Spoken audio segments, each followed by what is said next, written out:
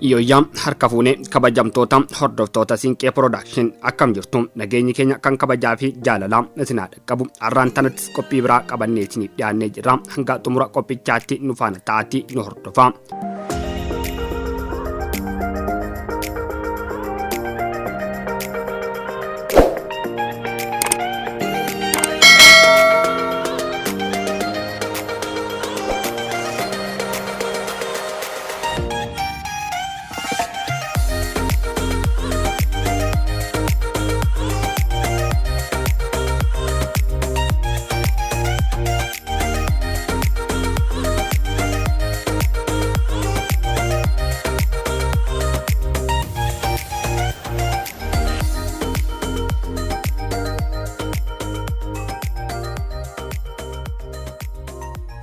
Koleeraan Itoophiyaa keessatti rakkoo hanqina talaallii mudateen lakkoofsi koleeraa dabalaa jiraachuun odeessaaleen jiran ni ibsani.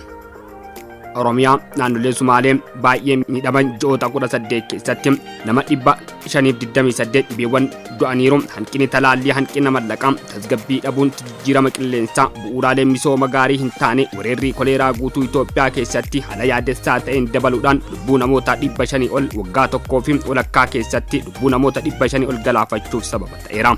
Godinaalee naannolee 5 fi dirree dhawaa keessatti aanolee 54 fi yookaan ammoo gandoolee 2798 godinaalee naannolee 5 fi dirree dhawaa keessatti aanolee 54 fi yookaan ammoo gandoota 2798 gadi hin taane dhibee kana to'achuuf rakkachaa jiru.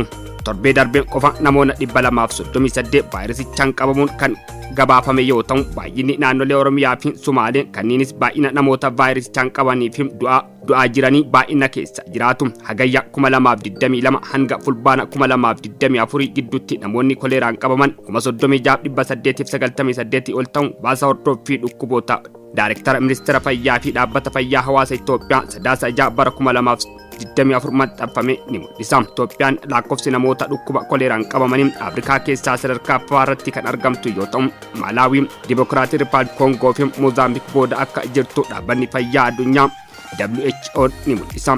Weerarri koleeraa Itoophiyaa keessatti mul'ate qaama adeemsa guddaa ta'edha. Akka addunyaatti namoonni dhukkuba koleeraan qabaman 40 kan dabale yoo ta'u kan du'an ammoo 80 ol dabaleera. Kurraan dhala bara 2024 qofa akka addunyaatti namoonni gara 41 ol ta'an dhukkuba koleeraan qabamuu fi namoonni 775 du'aniiru. Hanqinni talaallii, hanqina faayinaansii hojii, walitti bu'iinsa lolaa, hanqina konkolaataa harkifannaa qunnamtii, hanqina keemikaala biifamuu fi bishaan qulqulluu fi rakkoon dhaabbilee fayyaa fi meeshaalee argachuu irratti mul'atu weerara koleeraa to'achuuf tattaaffii biyyoolessaa irratti gufuu itti fufiinsa qabudha. Nageenya dhabuun naannoo Amaaraa akkasuma naannoo Oromiyaa, naannoo Gujii Lixaa, Booranaa, Bahaa fi Bishaangul Gumuz keessatti gabaasa ministeerichaa keessatti akka rakkootti hirameera.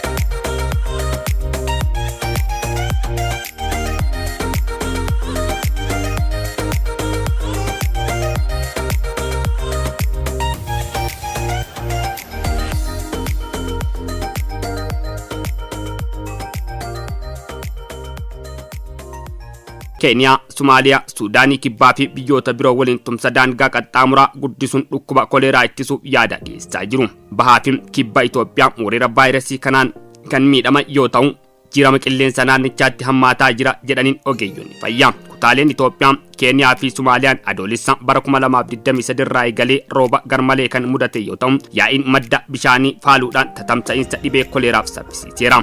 WHO'n weerara koleeraa kana yeroo hatattamaa gireedi -3 jedhee kan moggaase yoo ta'u sababa nageenya dhabuu itti fufee jiruun kaampii baqattootaa fi buqqaatota biratti balaan daran dabalachuu olaanaa akka jiru akeekkachiiseera. Bu'uuraaleen fayyaa gaarii hin taanee fi kuufamni qorichaa dhumuu irraa kan ka'e namoota dhibee kanaan qabaman yaaluun hojii ulfaataa ta'uu mirkaneessee jira. Itoophiyaan talaallii koleeraa dhumtee jirti. Mootummaan gaafii talaallii WHO'n dhiyeessus hanqinni addunyaa guutuutti waan itti fufeef atattamaan geejjibsiisuu waan hin oolle fakkaata. Dooziin talaallii koleeraa afaaniin fudhatamu oomisha addunyaa irraa hanga walakkeessa baatii sadaasaatti eegamu hundi biyyoota dhibee kanaan qabameef ramadame garuu fedhii doozichaa guddachaa kan jiru yoo ta'u kuufamni addunyaa ammoo jiru zeeroo ta'uu WHO'n ibseera. Itoophiyaa biyyoota Afrikaa 3 Somaaliyaa fi Zambia waliin bara 2024 hanga ammaatti dooziiwwan walitti qaban miliyoona 6 akka dhiyeessan WHO'n gaafii dhiyeessan keessaa tokko yoo ta'u Burundi fi Yaman gaafii oral cholera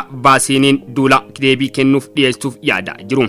Haa ta'u malee yeroo ammaa kan kuufamni oral cholera vaccine addunyaa kan dhume yoo ta'u hanga jalqaba baatii sadaasaatti dooziin akka hin jirre gabaasni WHO ni mul'isa. Gabaasni kun akkasuma dhaabbaticha bara 2023 gaafii doosiin talaallii miliyoona 76 akka addunyaatti dhiyaate keessaa walakkaa qofa guutuu akka danda'u ifa godha. Ammas duula talaallii Itoophiyaa, Mozaambiikii, Zaambiyaa fi Zimbaabuwee keessatti adeemsifamaa jira. Hanqinni talaallii koleeraa afaaniin fudhatamu addunyaa irratti guddachaa jira. Fedhii waggoota lamaan darbaniif dandeettii oomisha addunyaa hanga dachaa 4 ol ta'een walqixa. Biyyoonni dhibee kanaan miidhaman weerara vaayirasichaaf deebii kennuudhaaf mala amma jiru madaqsuun atattamaan barbaachisaadha jedha ibsi Dr. Daangaa Malee Medicine Science of Frontier. Torban kana bahe dhaabbatichi ministeera fayyaa waliin ta'uun tarsiimoo asoosama dhukkuba koleeraa ittisuuf mootummaa naannoo Sumaalee kan haalaan miidhame keessatti hojiirra oolchuuf hojjechaa jira.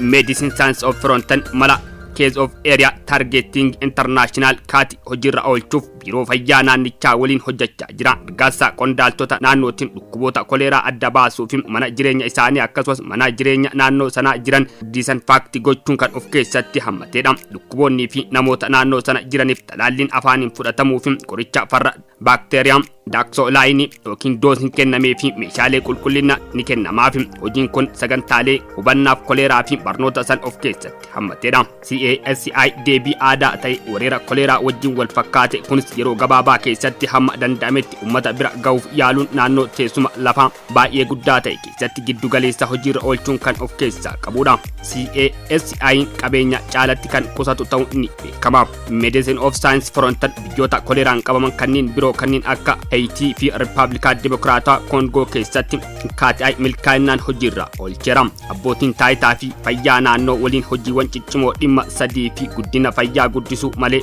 Minister of Science Frontier giddu gala fayyaa averejii keessatti giddugala wal'aansa koleeraa CTC dhaabuu fi geggeessuun dhukkubsattoota dhukkuba cimaa qabanii fi wal'aansaaf kunuunsa bal'aa akka kennu gargaareera. Hospitaala sadarkaa tokkoffaa Jijjigaatti yuunitiin wal'aansa koleeraa CTU dhukkubsattoota giddu galeessaaf kunuunsaa fi yaala jalqabaa kennuuf kan ijaarame yoo ta'u bakkeewwan magaalichaa garaagaraa keessatti bakkeewwan bishaan qaama afaaniin itti deebisanii 5 kaaniiru. Qabxiilee bishaan deebanii itti deebisan kun furmaata bishaan deebisuu afaaniin fudhatamu kan kennan yoo ta'u kunis daakuu bishaan keessatti bulbulame dhukkuboota mallattoo koleeraa salphaa fi bishaan hir'isuu qaban yaaluuf qaqqabummaa dhukkubsattoota kunuunsaa argachuuf fooyyessuu fi baay'ina dhukkuboota gara CTU'tti gahan hir'isuu danda'a. Hanqinni talaallii irraa kan ka'e duula talaallii jumlaa kennuun dabalatee weerara vaayirasii kana qolachuuf qabeenya muraasa qabna. Jalqabuma isaa lola naannichaa koleeraa irratti taasiftu keessatti jijjiirama agarsiisa jedha qindeessaan CATO itti gaafatamaan balaa tasa fayyaa hawaasa biiroo fayyaa naannoo Sumaalee Ermes Amaare. Adoolessa bara 2023 fi fulbaana bara 2024 gidduutti Medicine Science of Frontier dhukkuboota koleeraa 800 ol yaalan talaallii koleeraa afaaniin fudhatamu lakkoofsa daangeffame kan namoota 800 ol ta'aniif kennaniiru. Maatii gara 1700 ta'aniif meeshaalee qulqullinaa fi odeeffannoo guddina fayyaa kennamee jira. Qormaanni guddaan qoricha bakka sirrii yeroo sirrii baay'ina sirrii fi bilisaan akka argamu gochuudha. Qorichoonni barbaachisootaan dhukkuboota cimina hin qabnee fi soogidda afaaniin fudhatamu fi dabalataan ziinkiidha. Dhangala'aa akka Ringer rakkeetii dhukkuboota bishaanii hir'achuu fi yaala antibiyootikii yookiin ammoo aizoroomikii yookiin ammoo kiproofoliksiin dhaqqabaniif jedhan Alin Pireen qindeessaa yaala Medicine of Science of Front hojiirra oolchaa akka jedhanitti ammallee Itoophiyaan sadarkaa yaala irra jiraattu bu'aa jalqabaa kaati argattee abdachiisaa ta'uu dubbatu.